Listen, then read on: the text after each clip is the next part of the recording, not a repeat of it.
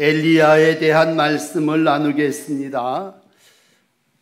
열왕기상 17장에서부터 오늘 이제 19장까지 가장 악한 왕이었던 아합 왕 시절에 하나님은 이제 엘리야를 들어서 귀하게 역사하시고 있습니다. 오늘 17장 1절은 이렇게 시작을 해요. 아합에게 하나님의 살아계심을 두고 맹세하노니 수년 동안 비도 이슬도 내리지 아니하리라. 하나님의 심판을 선언하게 됩니다. 그리고 이제 엘리야는 도망을 하죠. 그래서 그리 시내가에 가서 까마귀들이 먹이는 음식을 먹기도 하고, 또는 사르밧이라고 하는 동네에 가셔서 아주 가난한 과부의 남은 기름과 또 가루 함께 나누며 가뭄 가운데 훈련 받게 됩니다. 그리고 이제 18장으로 넘어와서는 유명한 갈멜산 사건이 일어나죠. 바알 선지자 또 아세라 선지자 850명과 상대해서 영적인 큰 승리를 거두고 엎드려 기도할 때에 큰 비가 내리는 사건이 일어나게 됩니다. 이제 이러한 일들이 일어난 후에 오늘 이제 19장에 와서 또 새로운 엘리야를 만나게 됩니다. 오늘 본문은 1절부터 시작됩니다. 아합이 마차를 타고 와서 왕궁에 들어가서 그의 아내였던 이에게 모든 일을 고하게 됩니다. 그 내용은 이렇습니다. 엘리야의 행한 모든 일, 그리고 그가 어떻게 모든 선지자들을 칼로 죽였는지, 좀 거꾸로 됐어요. 아합이 엘리사에게 보고하는 그런 보고가 됩니다. 그러니까 아합은 왕이었고 이세벨은 그 아내였음에도 불구하고 이세벨에게 가서 보고하게 됩니다. 아마 왕이 정상적인 왕이었다면 아마 왕궁의 문을 열고 들어가자마자 그랬을 겁니다. 여보, 하늘의 문이 열렸어. 그동안 3년 넘게 가뭄 기근으로 모든 가축들 다 죽었는데 비가 쏟아졌다. 이 3년 가뭄의 제일 중요한 소식은 가뭄이 해갈됐다고 하는 뉴스일 겁니다. 그런데 오늘 그 1절에 전해지는 소식은 엘리야가 행한 모든 일, 그리고 더하기 선지자를 칼로 죽인 바알의 선지자를 기손 강가에 가져가서 다 죽여버린 그러한 소식을 전하게 됩니다.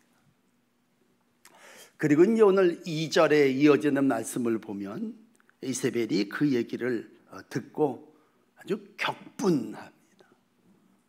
뭐 바알을 숭배하는 여자였으니까 그 바알 선지자들이 칼로 죽였다는 얘기를 듣고 격분해가지고 엘리야에게 사람을 보내죠. 그리고 이렇게 얘기합니다. 2절 보시면 내일 이맘때 반드시 내가 네 생명을 저 사람들 중에 하나의 생명과 같게 하리라. 죽여버리겠다, 그런 얘기입니다. 이세벨이 엘리야에게 한 얘기는 내일 이맘때 반드시 너 죽일 거다, 그런 얘기를 전하게 됩니다. 여러분, 오늘 여호와의 능력으로 아합 왕의 마차를 앞질렀던 엘리야, 또 바알의 선지자를 아낌없이 죽였던 엘리야, 오늘 이세벨의 이러한 그 경고죠. 너 내일 사형이야 라고 할 때 참 우리가 생각하는 엘리야라면, 앞에 갈멜산에서 역사했던 그 엘리야라면 아마 보따리 싸가지고 하나님 앞에 나가겠죠. 그리고 기도하고 악의 세력을 물리쳐 달라고 영적 승리를 다시 한번 저 악한 여인에게 보여달라고 그렇게 기도했겠죠. 그러나 이제 오늘 만나는 엘리야는 전혀 우리가 예상했던 것 전혀 다른 그러한 모습이 나타납니다. 갈멜산에서 그 엘리야 맞아? 이렇게 얘기할 정도로 아주 나락으로 추락하고 오늘 최악의 모습을 보여주고 있습니다. 이세벨을 두려워하여 그가 행한 행동을 오늘 아침 여러분에게 설교하게 됐습니다. 여러분, 우리가 살 때 어떤 사람을 믿어요. 그 사람이 엘리야라고 생각할 때 난 그 사람에게 좌절이라는 건 없는 줄 알았어. 그 사람은 뒤로 물러가는 사람이라고 상상할 수도 없어. 이렇게 생각을 했다면 오늘 우리는 전혀 다른 엘리야를 만나게 됩니다. 자, 오늘 첫 번째 이제 나누고 싶은 말씀은 엘리야가 도망쳤다는 얘기입니다. 이세벨의 얘기를 듣고 어떻게 대처했냐라고 했을 때 참 충격적이고 실망적인 건 엘리야가 도망쳐버렸다는 거예요. 3절입니다. 그가 이 형편을 보고 일어나 자기 생명을 위하여 도망하여 도망쳐버렸습니다. 생명을 보존하기 위해서 부엘세바라고 저 끄트머리 맨 끝 땅까지 내빼버립니다. 아마 앞뒤 생각하지도 않고 걸음아 나살려라 하죠.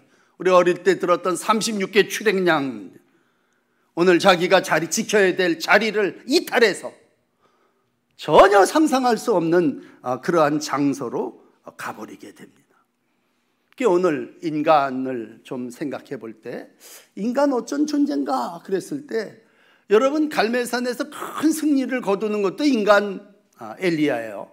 그러나 또 한 여인이 너 죽여버리겠어? 그런 말을 할 때 그 소리에 겁먹고 도망치는 것도 인간입니다. 이 도피한다는 거예요. 여러 가지 이유가 있겠습니다만 오늘 첫 번째 나누고 싶은 말씀은 두려움입니다.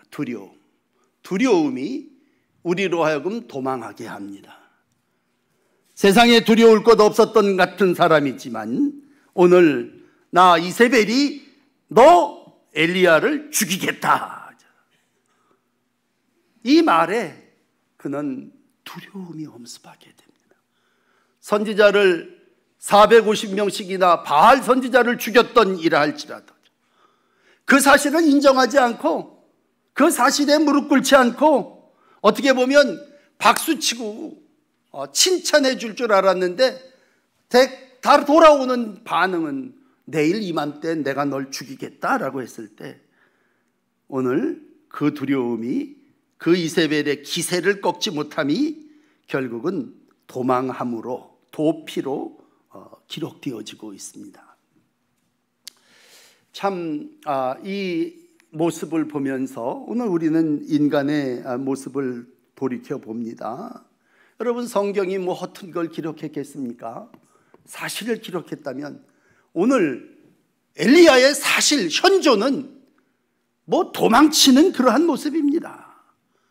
갈멜산에서의 그 엘리야 전혀 상상할 수 없습니다. 오늘 능력과 순종의 사람 엘리야, 그는 불안하고 형편없는 도피자의 모습입니다. 조금 전까만 해도 하나님의 능력을 힘입어서 아합이 마차 타고 왕궁으로 달려갈 때 그는 뜀박질로 아합을 앞질렀던 그러한 사람입니다.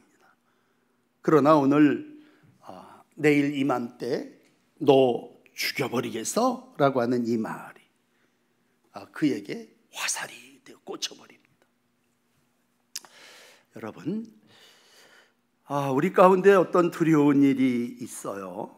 우리가 참 뭐든지 다 잘할 것 같지만 어떤 부분 참 두려운 게 있습니다. 뭐 죄의 요인일 수도 있겠습니다만 오늘 특정 이름을 든다면 엘리야가요, 아합에게는 강하고 바알 선지자들에게는 강했는데 왜 이세벨에게는 그렇게 약했을까? 그런 생각을 해요. 또 어떤 분은 또 나를 생각할 때 나도 이 이세벨이 나의 아킬레스건이 될 수도 있죠. 이세벨이 늘 나를 도망치게 하고 나로 하여금 주눅들게 하는 그러한 일이 있습니다. 뭐 영적으로 그걸 따지고 들어가자면 오늘 여러 가지 얘기를 나눌 수 있겠습니다만 인간이 왜 도피하느냐, 오늘 엘리야가 왜 피하여 숨는가 라고 했을 때 그건 그가 이 형편을 봤다고 하는 이 3절의 말씀, 자기가 그동안에는 하나님의 말씀만 들었고 하나님의 인도하심을 받아 살았던 하나님의 선지자였습니다. 그런데 요 순간은요, 오늘 3절의 앞부분에 이 형편을 보고 라고 했을 때, 오늘 엘리야가 그 형편을 보고 일단 내빼자, 하나님을 보지 못했다는 얘기고, 오늘 엘리야를 소개하는 모든 부분은 다 이렇게 시작돼요. 17장 2절의 예를 하나 든다면, 여호와의 말씀이 엘리야에게 임하여 이르시되, 그러니까 엘리야라는 사람은요, 하나님이 조정하는 사람이었습니다. 여호와의 말씀이 이리로 이끌면 이리로, 저리로 가면 저리로 가요. 그리시내로 내려가라면 가고 갈멜산으로 올라가라면 올라갔던 사람이. 그런데 오늘 이 부분은 하나님의 오다가 떨어지지 않았는데 자기 스스로 생각할 때, 자기가 판단하는 거죠. 생명을 지켜주시고 인도하시는 하나님은 뵈지도 않고 그 말씀 음성을 들어보지도 않고 일단 도망치자라는 것이 오늘 인간의 모습이고, 그 인간은 저기로 쳐들어 올라가면 아담인데, 아담은 뭐예요? 죄짓고 뭐 했습니까? 두려워하여 숨었나이다. 이게 우리의 실존, 현존입니다. 그러므로 오늘 우리가 왜 두려운가? 그런 문제보다도 인간은 두려워할 수밖에 없는 존재이고, 공포심으로 인하여 일단 인간은 뭐예요? 그 자리에서 떠나보자, 숨자, 그러한 존재입니다. 물론 아주 기발한 사람도 있어요. 사도행전을 읽다 보면 죽음 앞에서도 도망치지 않고 죽음의 면류관을 받아 쓴 스데반, 면류관이죠. 그런 사람도 있습니다.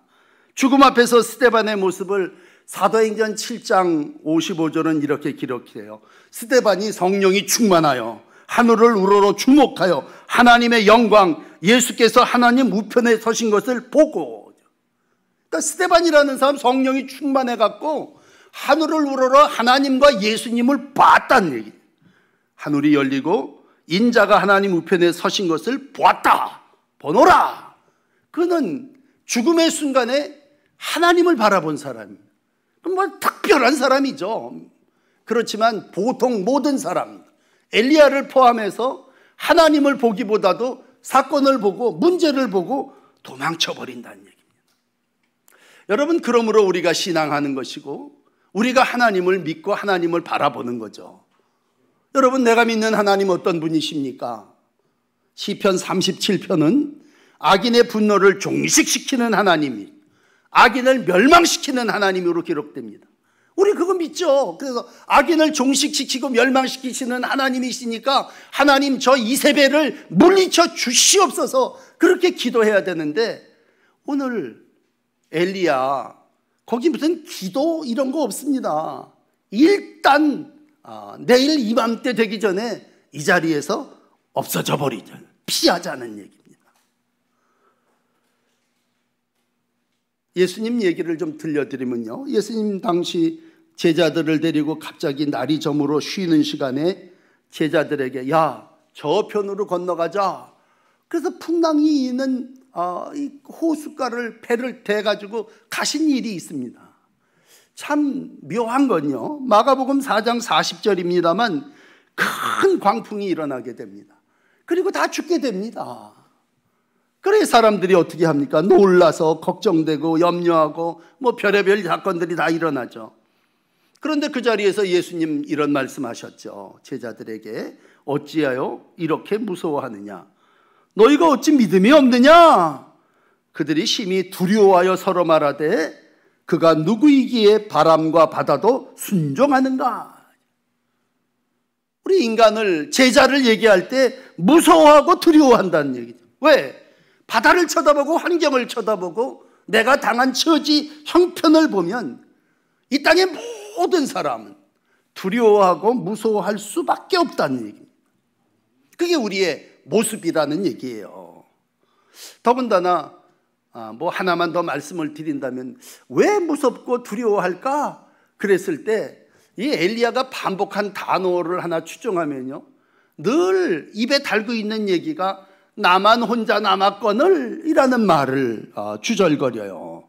이스라엘에 나만 홀로 남아있다 그러니 오늘 그의 처지도 사환을 저기다 두고 홀로 하루길 지나서 광야 깊숙한 로뎀나무 아래까지 들어가게 됩니다. 그가 7번 엎드려 기도할 땐 사환이 정보도 줬어요. 저기 조각만한 구름이 옵니다. 그러나 오늘 아무도 그 주변에 없습니다. 사람도 없고 하나님도 계시지 않습니다. 수많은 바알 선지자 앞에서 영적으로 큰 역사를 이루었지만 오늘 그는 혼자 중얼거립니다. 나 혼자 남았어. 도울 사람이 누가 있어? 나만 남았는데. 이 말 속에 뭐야? 하나님도 나를 이제는 포기하신 것 같아.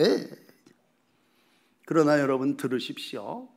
하나님은 절대로 광야 저 끝, 바다 저 끝에 가 있다 할지라도 하나님은 당신의 백성을 버리시고 포기하는 분이 아니시죠. 우리가 그러니까 하나님 믿는 거 아닙니까? 우리가 하나님을 믿고 예수님을 믿는 건 뭐예요? 끝까지 나와 함께 하시고 죽음의 자리까지도 함께 하시고 부활하셔서 온 세상을 이겼다 하죠. 유명한 요한복음 16장 33절 아닙니까? 세상에서 너희가 환난을 당하나 담대하라. 내가 세상을 이기었노라. 이분이 예수님 아니십니까? 그러므로 우리는 환난을 당하고 여러 가지 어려움 가운데 있지만 혼자가 아니죠. 아버지께서 나와 함께 하시고 주님이 나의 삶 속에 동행하고 계시죠.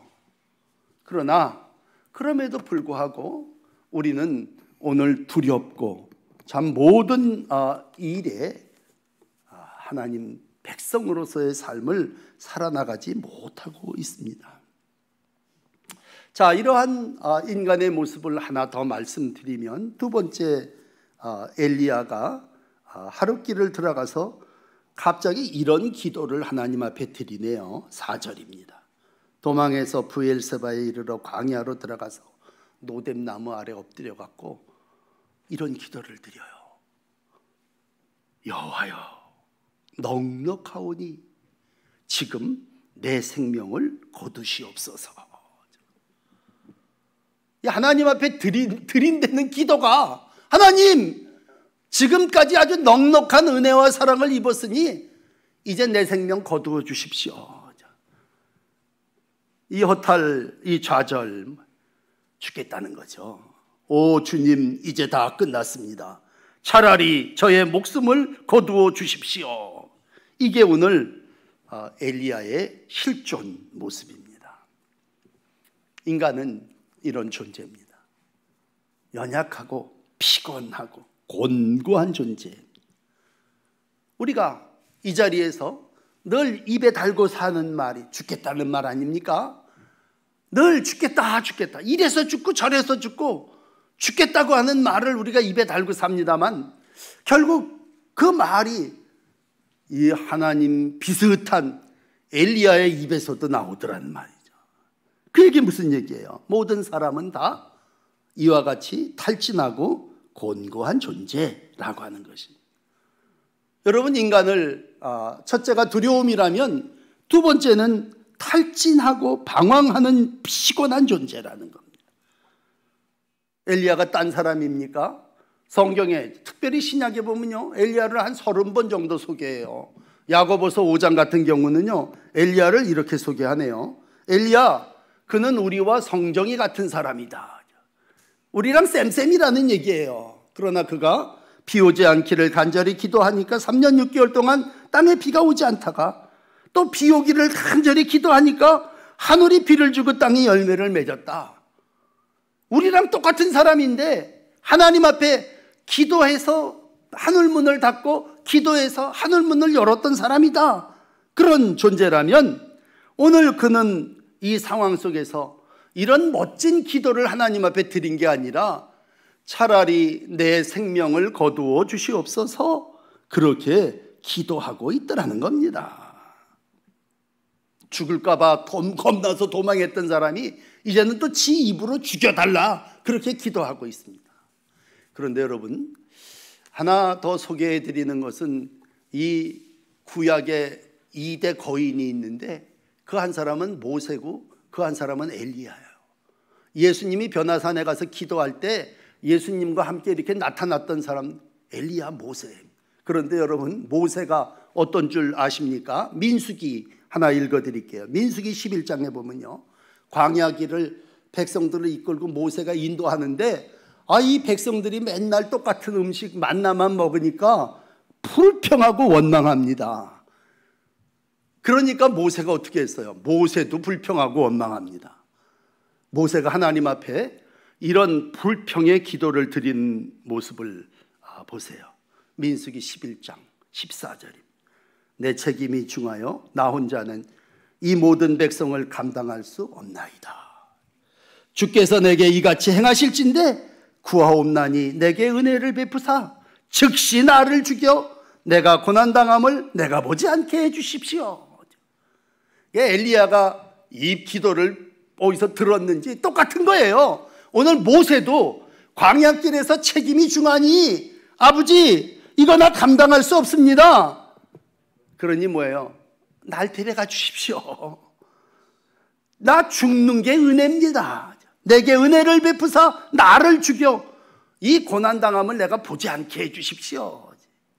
이게 오늘 모세가 광야에서 하나님께 드렸던 기도. 여러분, 모세도 그랬어? 아니 엘리야도 그랬어? 그 얘기는 뭐예요? 누구나 다 똑같다는 얘기죠. 피곤하고 쉬지 못하면 스트레스가 쌓이고, 이세벨 같은 사람이 반격 선언을 하면 그 말 한마디가 가슴에 화살이 돼갖고 그것 때문에 아유 죽겠어, 난 이제 교회고 뭐고 다 때려치겠어.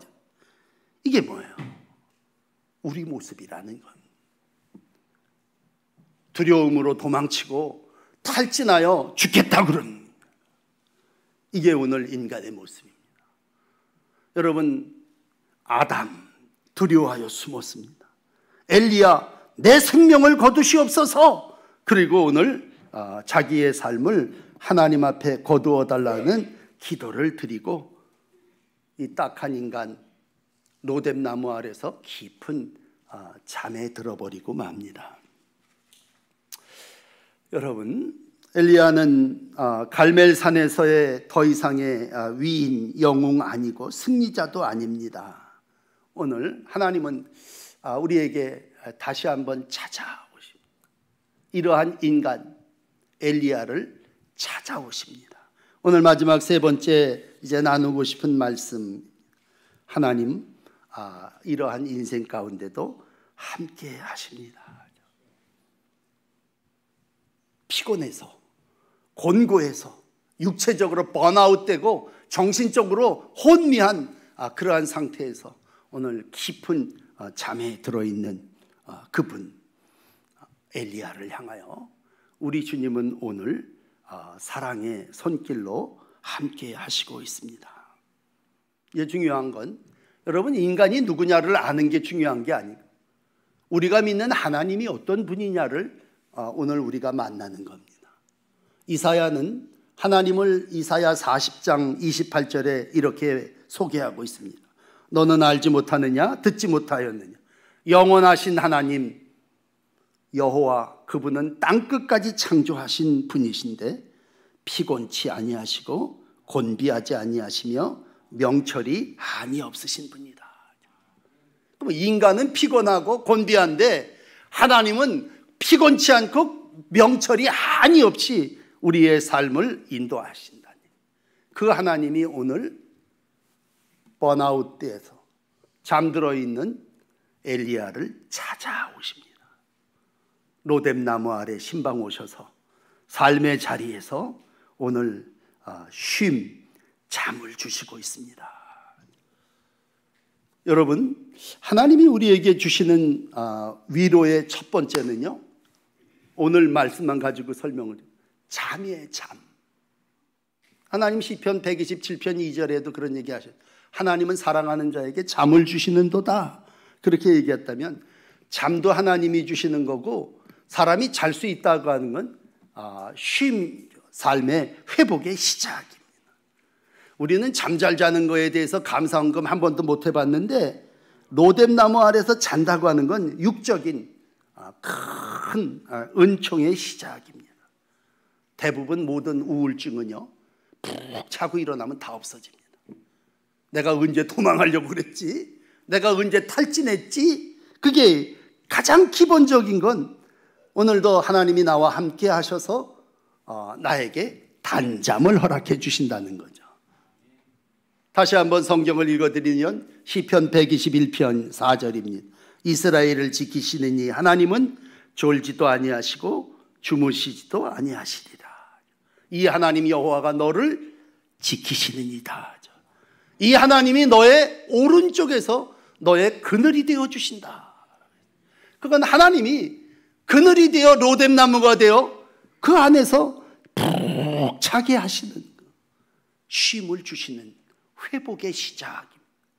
두 번째는요, 천사를 보내서 쓰다듬어 주십니다. 이건 두 번 반복돼요. 5절에도 7절에도 반복. 천사를 보내셔서 어루만져 주십니다. 하나님은 나는 내 뼈에서 광야 끝에 저기 아무도 없는 데 가서 있는 것 같다 할지라도, 거기가 바다 끝이라 할지라도 하나님은 그곳까지 찾아오셔서 어루만져 주시는 분이라. 예레미야 18장에 이 토기장이에 대한 얘기를, 그 토기장이가 만들었는데 이놈이 깨져버렸어요. 그러면 버리느냐? 토기장의 손에서 파상함에 그걸 다시 진흙을 빚으셔서 다른 더 좋은 것으로 만드시는 분이 어루만지시는 하나님이십니다. 오늘 내가 지쳐서 탈진해서 숨어서 도망하여 나 이제 끝이에요, 죽고 싶습니다, 모든 사람들이 다 자살 충동을 느끼는 그 자리에 주님은 오늘 주의 손으로 재창조하시고 어루만져 주시고 있습니다. 이 쓰다듬어 주시는 하나님이 사랑으로 오늘 여러분을 만나주시고 찾아주시는 줄 믿으시기를 바랍니다. 그리고 우리 하나님 6절에 이렇게 하시네요. 머리맡에 숯불에 구운 떡과 한 병의 물을 준비시켜 주셨습니다. 그리고 일어나 먹으라. 회복입니다. 주님은 절대로 주의 백성을 방치하지 않으십니다.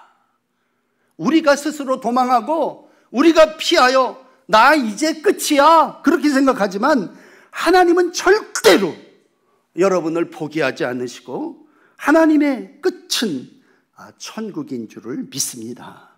오늘도 함께 하셔서 육체도 피곤도 사라지게 하시고 배고픔도 사라지게 하시고 영적으로도 강건하게 하신다면 평강의 하나님, 혼과 영과 몸이 그리스도 강림할 때까지 흠없이 지켜주시고 보호하실 때 로뎀나무 아래까지 찾아오셔서 이와 같이 사랑으로 함께 하시는 줄을 믿습니다. 자, 오늘 마지막 이러한 하나님은 또다시 찾아오셔서 7절에 어루만지시면서 일어나 먹으라 그러면서 한마디 하셨습니다. 지금까지는요 말이 없어요. 우리가 어떻게 보면요 사람은 말에 넘어지고 말에 그치는데 하나님은 천사를 보내서 아무 말도 안 했어요. 그냥 먹이고 재우고 그리고 어루만지고 그 다음에 딱 한마디 하시는데 뭐야? 네가 갈 길을 다 가지 못할까? 그러면서 그를 데리고 가셨습니다.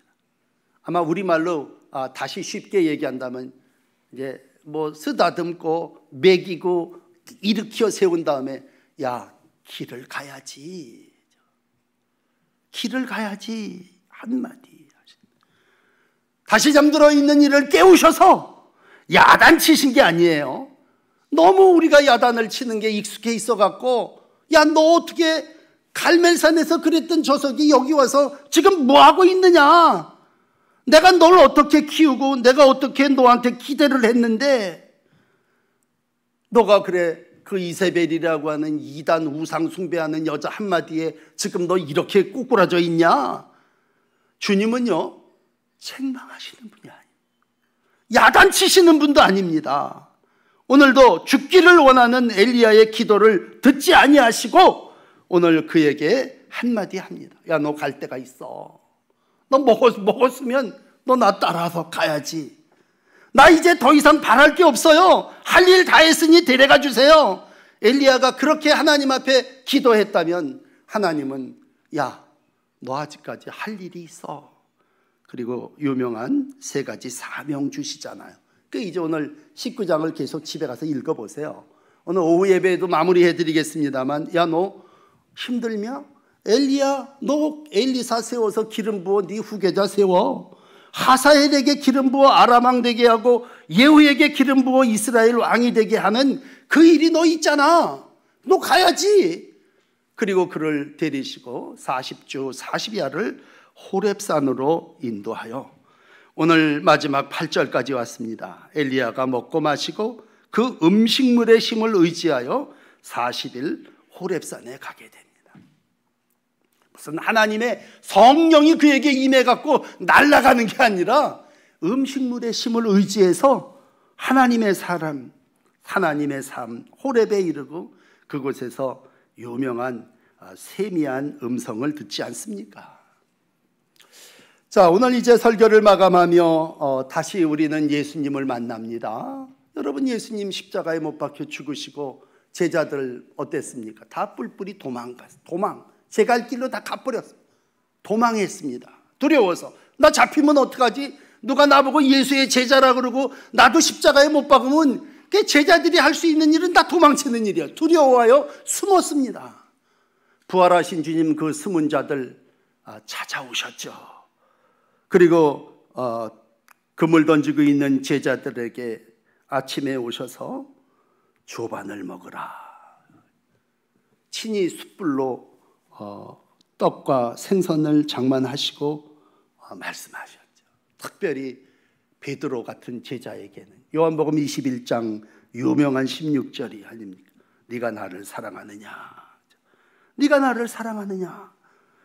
요한의 아들 시몬아, 네가 나를 사랑하느냐? 3번 물으시고 사명 주시고 내 양을 먹이고 내 양을 치라 말씀하셨습니다. 어쩜 엘리야에게 찾아오신 하나님처럼 예수님은 제자들에게 찾아오셔서 똑같아. 오늘 말씀이 예수님이 마지막 부활하셔서 제자들에게 하신 똑같은 말씀. 그리고 제자들로 하여금 이제 사도행전의 역사를 쓰게 하셨다면, 엘리야는 이제 이번 주말까지 읽겠습니다만 열왕기하 2장에 가면 엘리야가 불말 불수레가 두 사람을 갈라놓고 회오리 바람으로 하늘로 승천하는, 노뎀나무 아래서 그냥 죽어버린 그 인생으로 끝나는 게 아니라 그가 자기에게 맡겨진 사명 이루고 하나님의 나라로 승천하는 모습을 기록하고 있습니다. 여러분, 노뎀나무 아래 결코 죽을 수 없는 한 사람이 바로 여러분이십니다.